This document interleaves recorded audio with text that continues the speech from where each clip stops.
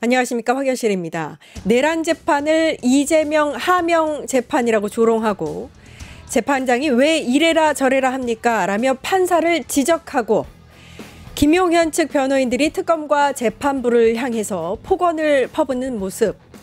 사법부가 이 정도 폭언 앞에서도 손 하나 쓰지 못하는 장면에서 국민들은 분노를 넘어서 수치심마저 느끼고 있습니다. 이하상 변호사, 정광훈 조직에서 대선 후보로 뛰고 서부지법 난입 폭도들의 무료 변론을 맡았던 변호사더군요. 법정은 누구의 집회장도 아니고 정치 꿈을 실현시키는 무대도 아닙니다. 국가 근간을 다루는 내란 재판은 더더욱 그렇죠. 이 중요한 재판 그냥 두는 게 맞을까요? 뭔가 특단의 대책이 필요한 건 아닙니까? 11월 23일 끝장 뉴스 시작합니다.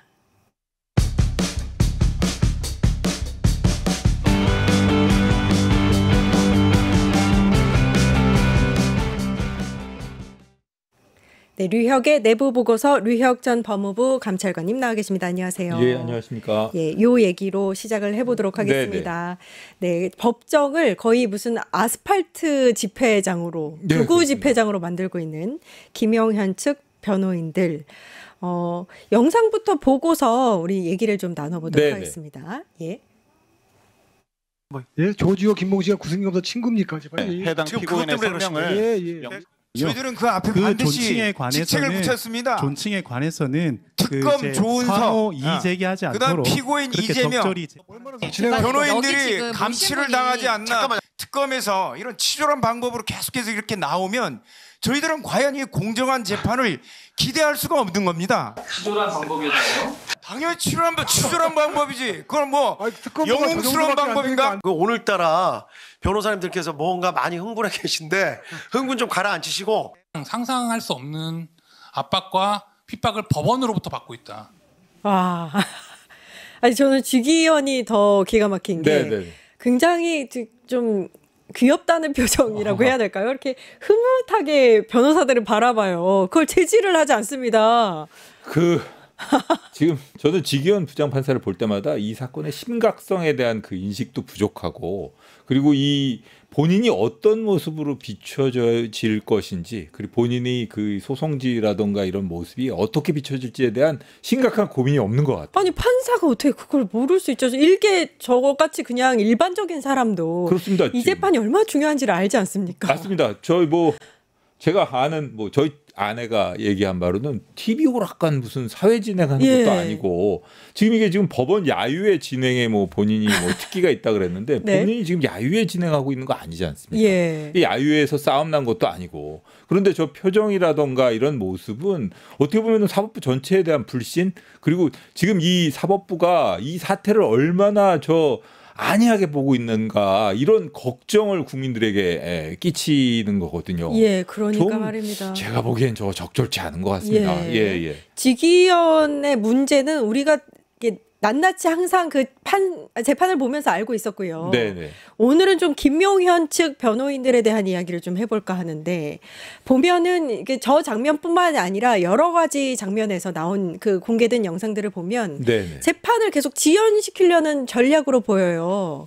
저거는 단순하게 재판 지연 전략을 떠나가지고 지금 이 사법부 자체를 일종의 무슨 난전 비슷하게 싸움 나는 그 싸움판으로 만들고 있거든요. 계속 싸움을 걸더라고요. 예, 싸움을 걸고 무슨 프로레슬링에서 사전에 무슨 서로 그렇게 말싸움하듯이 그런 장면을 연출하고 있기 때문에 이거는 도대체 변호인의 언어라고 볼 수가 없습니다. 법정이라는 건 기본적으로 사회적인 갈등, 다른 분쟁을 끌어들여서 합리적이고 신사적인 방법으로 해결하는 장소인데 그 장소를 오히려 바깥보다도 더 혼란스러운 싸움의 무대로 만들고 있는데 이게 과연 적절하겠습니까?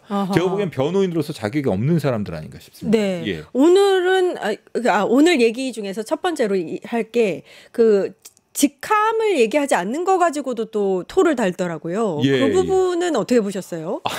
그 법정에서는 피고인, 변호인, 증인, 판사 이런 공식적인 용어를 제외하고는 특별하게 직함을 얘기할 필요는 없습니다. 그리고 누구나 다 인정할 수 있는, 그리고 다 누구나 다 알 수 있는 당연한 이름의 경우에는 이름으로 불러도 됩니다. 그게 그 사람에 대한 의도적인 무시라던가 낮춰본 뭐 하대 이런 게 아니고요. 통상적인 법률 이 법정에서는 그런 식으로 호칭하는 게 맞겠죠. 근데 지금 현재 저 정도 호칭을 가지고 그걸 문제를 제기한다. 이건 거의 시비 걸기 이상 특별한 건 아닌 것 같습니다.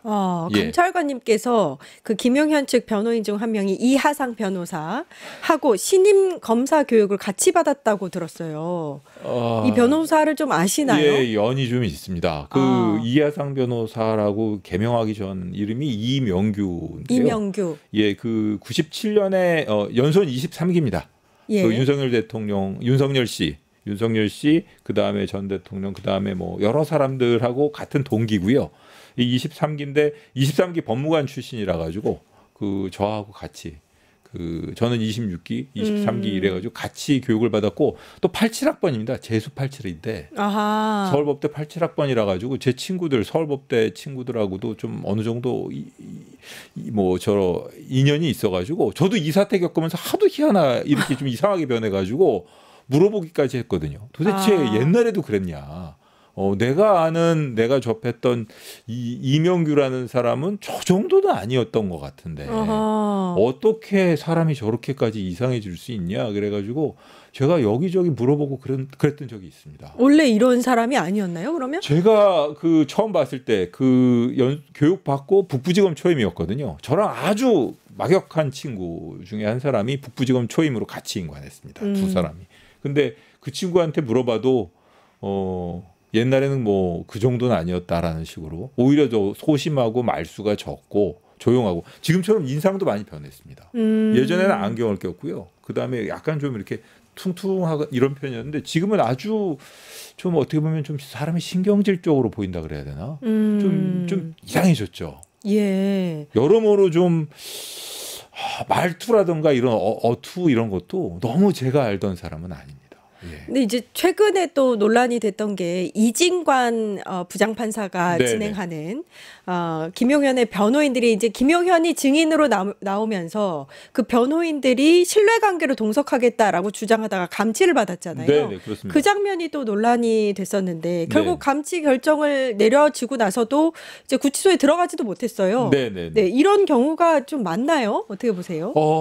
정말 제가 보기에는 그 당시에 이 변호인 신뢰관계 사실 그 증인에 대한 신뢰관계로 동석한다는 거는 예를 들어 뭐 이 피해자가 증인으로 나서는 피고인이 이제 그 가해자죠. 그런 사건의 경우에는 그 증인 특히 그 성범죄라든가 이런 경우에는 신뢰관계 있는 자가 동석하도록 돼 있습니다. 보호가 필요한 경우겠네요. 보호가 필요한 경우에. 예. 근데 이 경우는 지금 절대 현재 아니죠. 한덕수 재판에 김용현 의원이 나가서 예. 일종의 참고인으로 진술을 하는 것이거든요. 그런데 그걸 갖다가 옆에서 지켜보고 어떤 내용의 증언을 하는지를 이렇게 본인들이 코치해 주겠다는 식으로 얘기를 했는데 분명히 법정에는 방청 티켓이 없으면 들어오면 안 된다고 이진관 재판장이 얘기를 했지 않습니까? 네. 그런데도 불구하고 퇴정하라는 명령을 듣지 않고 거기서 막 고함 지르고 막 소리 지르고 이러다가 결국은 감치를 받았는데 첫째, 감치 사유는 분명합니다. 그럼 감치받아 마땅합니다. 예. 감치 감치 15일이 오히려 제가 보기엔 감치가 30일까지 할 수 있는 걸로 알고 있는데 15일이 적당한지 모르겠습니다. 오히려 더 높였어야 되지 않나 이런 생각도 듭니다. 그 정도였군요. 예. 그런데 지금 이 구치소에서는 인적 사항을 특정해 달라고 해가지고 이제 돌려보냈고 뭐 구치소에서 수용 거부했다는 표현보다는 인적 사항을 특정해 달라. 아마 나중에라도 문제가 될 가능성 때문에 몸을 사린 거 아닌가 싶은데요. 예. 그 경우에 그렇게까지 몸을 사렸어야 되나 하는 좀 아쉬움도 그렇죠. 있습니다. 예. 근데 어쨌든 일단 이 재판부에서는 집행지휘를 좀 미뤄놨는데 앞으로 어떻게 할지는 두고 봐야 될 것 같습니다. 예. 근데 이 김용현 측 변호인들이 네. 재판장을 이렇게 난동을 부린 게 예. 한두 번이 아니더라고요. 기소되고 나서 재판이 시작한 이후부터 계속해서 그래온 거예요. 그러니까 지난 8월부터 이 김용현 측 변호인들 때문에 제대로 재판이 진행되지 않은 경우가 굉장히 많았습니다. 그러면 사법부가 이 부분에 대해서 제지를 하고 네네. 제대로 재판을 진행해야 되는데 전혀 그렇게 하고 있지 않다가 최초로 이진관 판사가 그 감치 결정을 내린 거예요. 네네. 그러니까 이게 그냥 그 사람들한테는 이게 정상적인 재판처럼 여겨질 수도 있겠다라는 생각이 듭니다. 그런 생각이 드네요. 뭐 뒤늦게 일부 어떤 그 법률 단체에서 예. 이 김용현 변호인들에 대해서 변협 차원에서 징계를 해달라고 징계 네. 요청서를 제출한 걸로 알고 있습니다만 변협에서는 이런 행동들이 어떻게 보면은 국민 신뢰를 깨트린다는 점, 그리고 이게 변호사로서의 품위라든가 기본적인 인격 문제거든요. 그렇기 때문에라도 이걸 절차를 진행해야 될 것 같고, 또 하나 말씀드리자면 지금 말씀하신 거, 사실 저는 그 윤석열 씨 변호인들을 보면서 세상에 저렇게 이상한 변호인들이 다 있나라고 생각했는데, 그동안은 윤석열 씨 재판만 일부 이렇게 좀 공개가 되다가 이번에 김용현 재판을 보니까 이거는 오히려 윤석열 씨 변호인들이 상당히 점잖게 보여질 정도로 네. 사실 제가 보기에 이 점잖다는 건 그냥 전혀 그냥 상대적인 거고요. 상대적인 점잖다고 할 수가 없습니다. 그러니까 예.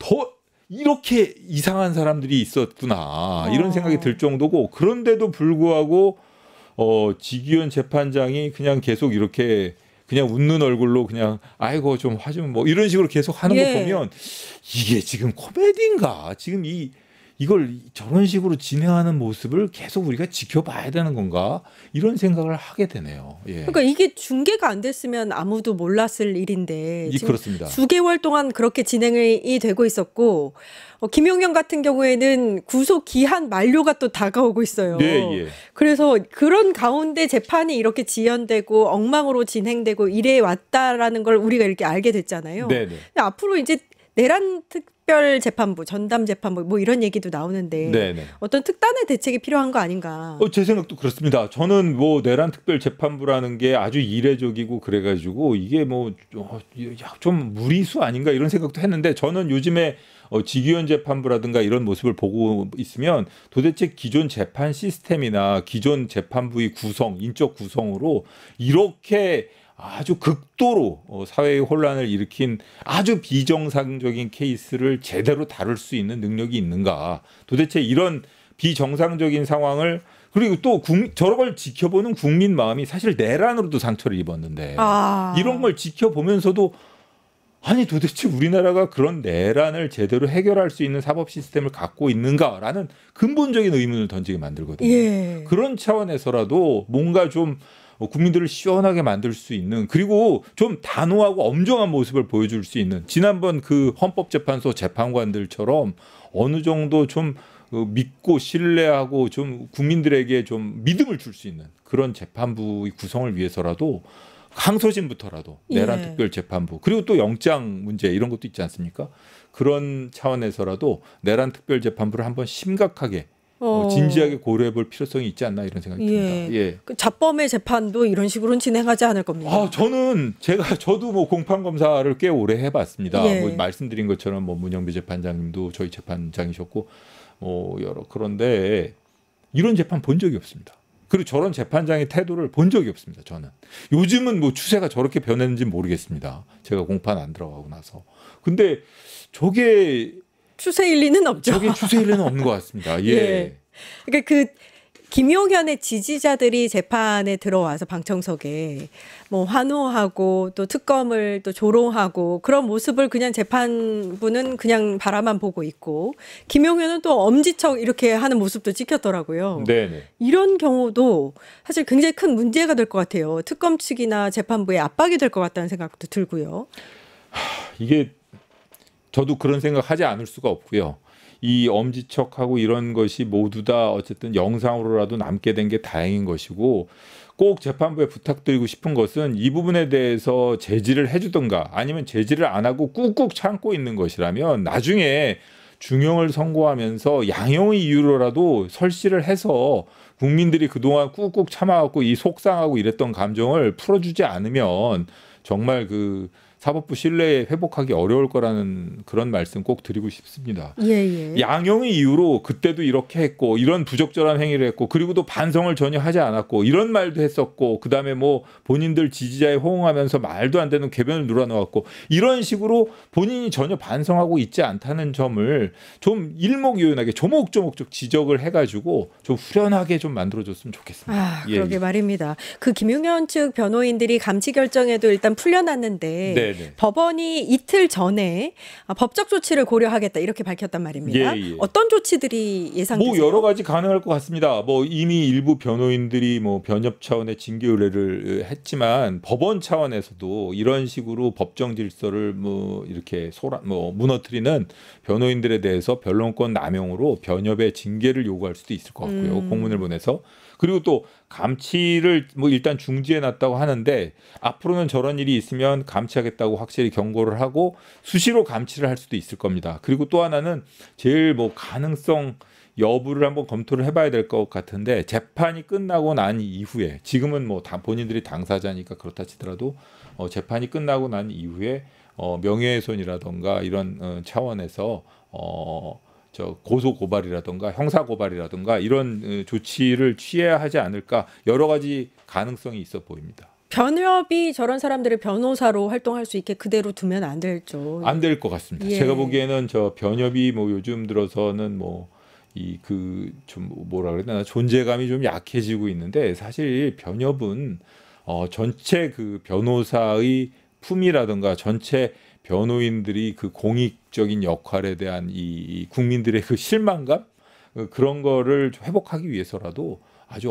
단호하고 엄정한 조치를 취해야 할 것 같습니다. 재판이 진행되는 중에 혹시 법원이 이들에 대해서 고발을 한다거나 조사를 진행한다거나 아니면 징계를 변협에 요청한다거나 해서 네네. 재판에 혹시 영향이 미쳐지지는 않나요? 그렇기 때문에 뭐 제 생각에는 별 지장이 없을 것 같은데 그래서 제가 아까 직무고발은 뭐 재판이 끝나고 나면 직무고발이라도 해야 되지 않는 건가 이렇게 단호하게 사실은 저는 직무고발 변협의 징계 이 의뢰 모든 조치를 동시에 진행해야 된다고 봅니다. 감치는 물론이거니와 이 세 가지 조치를 다 병행해서 한꺼번에 다 뭐 선택적으로 할 것이 아니라 전부 다 해서라도 이번 사태에 대한 법원의 입장이 어떠한지를 확고한 입장이 어떠한지를 보여줘야 될 필요가 있다고 생각합니다. 네, 수개월 동안 저렇게 재판을 이렇게 방치해 놓다시피 했는데 이제라도 좀 조치를 빠르게 취했으면 좋겠는데 그런 의지가 있는지 한번 지켜보도록 하고요. 네. 내일 계엄의 행동대장으로 알려진 여인형이 네네. 방첩사령관이었죠. 예, 증인 신문이 있습니다. 여기서 중요한 증언이 나올까요? 약간 좀 심정의 변화가 요즘에 느껴지잖아요. 네네 예. 그렇습니다. 뭐 다른 관련자들, 다른 군인 신분의 관련자들의 경우에는 다 이미 그 어떻게 보면 윤석열 씨하고는 절연을 했다고 봐야겠죠. 그런 상황에서 이제 여인형 한 사람이 남았는데 여인형은 사실 그 충암파의 일원이지 않습니까? 예. 그리고 이 김용현의 경우에는 사실 그 내란 사건 이후에 가장 뻔뻔스러운 모습을 보였던 3인방 중에 한 사람이었던 맞습니다. 것 같습니다. 김용현, 여인형, 그다음에 윤석열 예. 이 세 사람이었던 것 같은데 예. 저도 지금 여인형이 어떤 모습을 보여줄지 대단히 궁금하고 뭐 아시는 바와 같이 지난번에 그 위치 추적 그 홍장원 차장에 대한 그 위치 추적 그 지시를 본인은 한 게 아니고 여인형이 알아서 혼자 했다는 식으로 떠넘겼죠. 예. 그 부분과 관련해서 여인형 그 전 사령관이 어떤 증언을 할지 저도 좀 궁금합니다. 네, 그러니까 여인형이 그 부분에 대해서 아마 전해 들었을 거예요. 변호사를 통해서라든지 언론 보도를 통해서 봤을 텐데 일단 구속 이후에는 뭐 여러 가지 혐의를 일체 부인해 오던 거를 뭐 돌이켜 보면 후회하고 있다 이렇게 약간 심경의 변화가 느껴지니까 내일 증언을 좀 유리한 증언들을 하지 않을까. 예. 저도 그렇게 생각하고 아마 내일도 어떤 증언이 나오든 간에 또 뭐 영상물로 보면 뭐 개탄하거나 웃음이 나올 수밖에 없는 그런 장면이 연출되지 않을까 싶습니다. 예. 윤석열이 직접 신문에 나서겠죠. 네, 그럴 것 같습니다. 또 똑같이 압박을 할 겁니다. 뭐 압박을 한다던가 아니면 뭐 회유를 한다던가 윤석열 씨 뭐 증인 신문은 뭐 보시면 아시겠지만 본인이 하고 싶은 얘기 80%의 거짓말 10% 그리고 도대체 터무니없는 질문 10% 정도 이렇게 예. 합쳐져 있는 거라서 한번 좀 지켜보면 재미있을 것 같습니다. 윤석열은 정말 그 새로운 캐릭터인 것 같습니다. 그 증인 신문을 할 때 보면은 네네. 본인이 정말 억울하다고 생각하면서 이야기를 하는 것 같고요. 거짓이고 진실이 아니라는 걸 제일 잘 알 텐데 네네. 진실인 양. 예, 그렇게 얘기하는 게 저는 너무 신기합니다. 뭐 과장된 몸짓 얘기하는 태도 가끔 가다가 이제 자신의 그 신문이 거짓말임이 들켰을 때 이거 허탈한 웃음 뭐 이런 걸 보면 여러 가지로 재미있습니다. 근데 그 재미있는 와중에 속에서 그 솟아오르는 분노감도 있어가지고요. 아, 그러니까요. 이게 참 여러 가지 감정이 짜증이 나고 스트레스를 올리는 그런 차원의 그 신문인 건 틀림없는 것 같습니다. 예. 윤석열 관련해서 계속해서 새로운 뉴스들이 나오는데 그중에서 최근에 가장 기가 막혔던 뉴스가 계엄을 일으켜놓고 구구 유튜브들의 이제 방송의 링크를 네네. 경호처 직원들에게 보내면서 예. 한남동을 지키는 시민들을 생각해라. 이렇게 얘기했다고 하더라고요. 예, 저도 보고 참 웃음을 지을 수밖에 없었는데 사실은 그때 당시에 경호처의 여러 가지 활동, 예를 들어 한남동에 있는 한남 산성을 만들어 놨다던가 총기를 들고 왔다 갔다 하면서 일부러 총기를 노출시킨다던가 그랬죠. 예. 혹은 위력을 보인다던가 혹은 여러 가지 언행들 이런 것이 본인은 부인하고 있었지만 저게 윤석열 씨 지시에 따른 것일 것이다.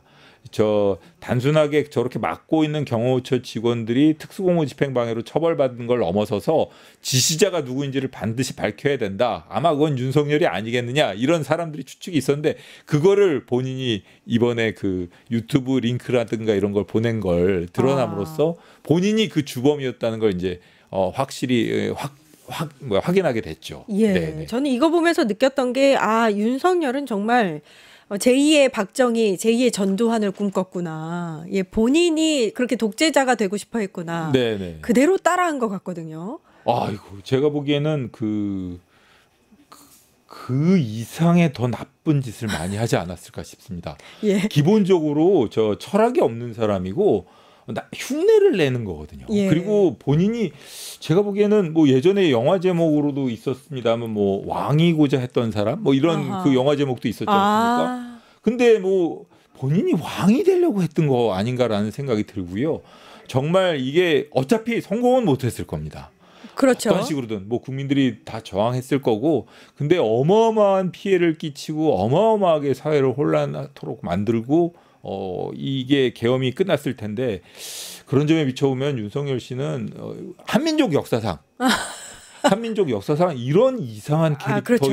예. 악질적인 맞습니다. 국가 원수를 자칭했던 사람이 있을까 이런 생각까지 듭니다. 다행히 똑똑하지는 않아서 여러 가지 허점이 많았던 것 같고 지금 한 열흘만 지나면 계엄이 1년 되는 날이 됩니다. 엄청난 계엄이었어요. 사실은 바로 이제 해제 의결이 됐기 때문에 우리가 지금 이렇게 방송을 하고 있는데 싹 다 잡아들여서 구치소에 수감하고 바다에 그 시신을 쳐넣고 뭐 이런 것들을 계획을 했었기 때문에 뭐 국지전까지 예상을 하고 계엄을 일으키려고 했던 사람들이잖아요. 그렇습니다. 만약에 전쟁이 난 상황에서 그다음에 그런 국지적이라도 분쟁이 일어난 상태에서 계엄을 했다 그러면 국민들은 그거 모를 거 아닙니까? 예. 그런 상황에서 모든 피해는 다 국민들이 입고 지금 이번 사태를 통해서 볼 수 있는 거 보면 지도층 인사라는 사람들, 혜택을 누린 사람들이 하나도 책임지려는 사람 없거든요. 예. 결국 자기 살기에 급급하고 자기 자리 지키기에 급급하고 막 이런 모습을 보여주는데 결국 피해보고 고생하고 정말 이걸 또 극복해야 될 사람들은 그냥 일반 국민들이었을 겁니다. 그런 거 생각하면 정말 아찔합니다. 지금까지도 재판정 나와서 다 모르쇠로 일관하고 기억나지 않는다고 하고 부인하고 이런 모습에 정말 분노를 금치 못하겠습니다. 다른 주제로 넘어가서요.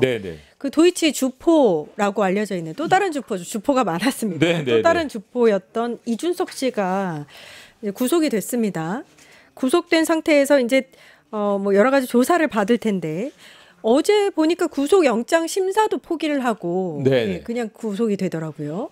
구속영장 심사를 포기하는 경우는 이제 자신이 구속될 것을 100% 각오한 사람들, 그리고 또 신문 과정에서 자기가 하는 말이 노출되면은 뭔가 좀 문제가 될 수도 있는 사람들. 아, 예, 그렇죠. 예. 제가 보기에는 두 가지 가능성 전부 있는데 후자 쪽, 그러니까 신문 과정에서 자신이 어떤 식으로 대답을 하던 그것이 노출되면은 김건희 씨와 본인과의 관계라든가 본인의 역할이라든가 이런 데 있어서 전혀 뭐 좋은 영향을 줄 것 같지는 않으니까 그래서 신문 포기하지 않았나 싶습니다. 아, 예. 그랬군요. 예.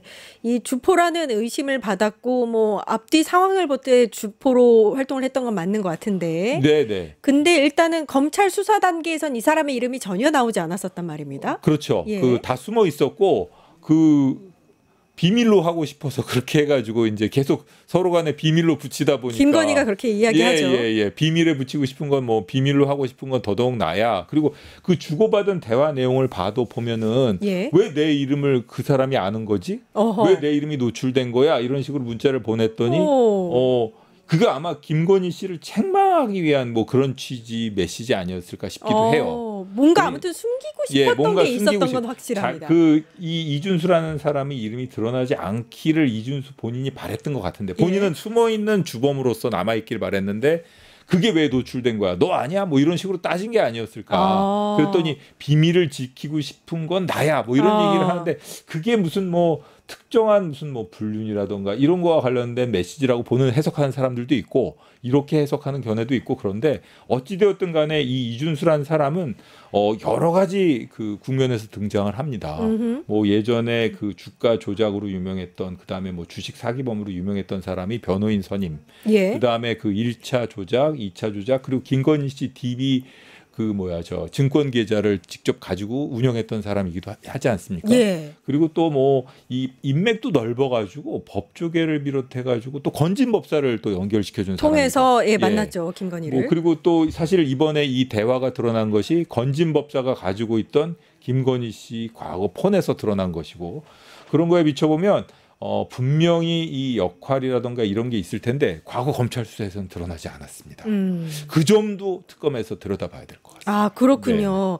일단 내일 네네. 이준수 씨를 소환해서 조사를 하긴 하는데 네네. 지금까지는 자기는 아무 관련이 없다 이렇게 부인을 하고 있거든요. 예. 내일 조사가 어떤 식으로 이루어질까요? 기본적으로 이 폰이라던가 과거의 수사 결과에서 드러난 객관적인 증거를 제시하고 그 이준수를 이제 신문하는 방식으로 진행이 될 텐데요.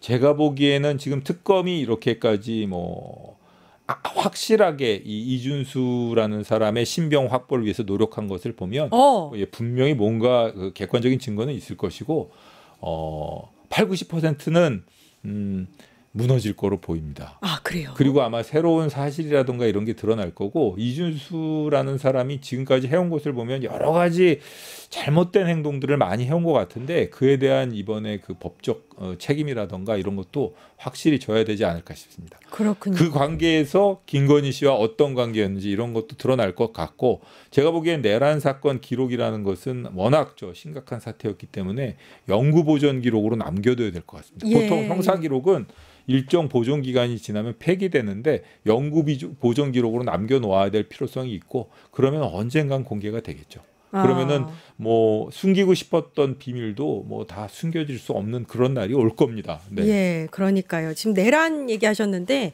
김건희가 내란과 어떤 관련이 있는가도 사실 굉장히 궁금한 부분 중에 하나인데. 그렇습니다. 예, 이런 일련의 뭐 김건희 특검이 조사한 사건들에서도 그런 부분들이 사실 연관성이 다 있거든요. 맞습니다. 예, 그래서 거기서 좀 나왔으면 하는 그런 바람입니다. 네. 내부 보고서 여기까지 하겠습니다. 예. 유혁 전 법무부 감찰관님 고생해 주셨습니다. 감사합니다. 네.